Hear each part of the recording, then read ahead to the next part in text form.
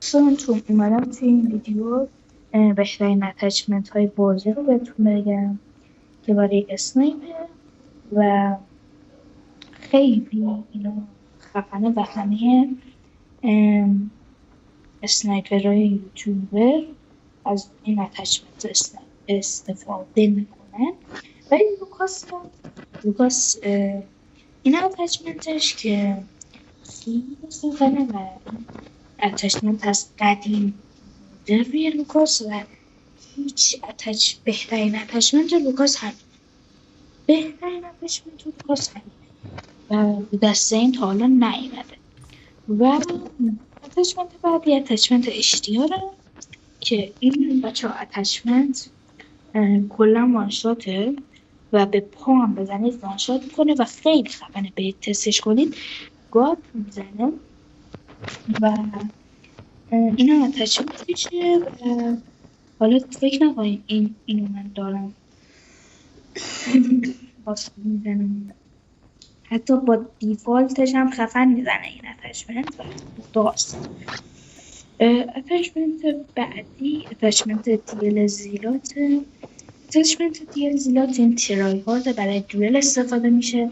اگه دیل زیلات ندارید دیفالت استفاده کنید. پیشنهاد نمیکنم اپیک پیشنهاد نمیکنم اصلا.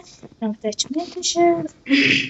علیزی هم از این اتچمنت ترای هارد استفاده میکنه. خیلی خفنه. من پیشنهاد کنم برای زیلات از این استفاده کنید.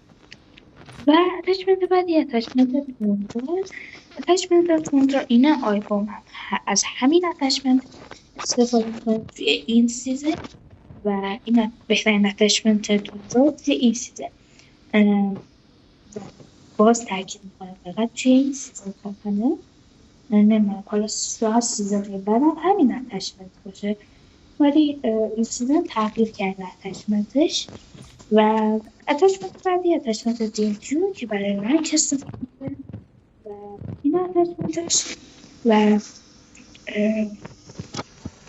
خیلی اتچمنت خفنیه برای رنک و خیلی خفن میزنه. حالا تو این وضعیت شارژ گوشی میکنه و این از این دیگه اتچمنتی نمیمونه. و بچه‌ها حمایت کنین منو که من به انرژی بگیرم و بتونم براتون ویدیوهای بیشتری بذارم. پس من اون ویدیوی شد اولین ویدیو کانالم رو ببینید که خیلی شات نمایش خفنی شده. و تا یک ویدیوی دیگه خدا نگهدار.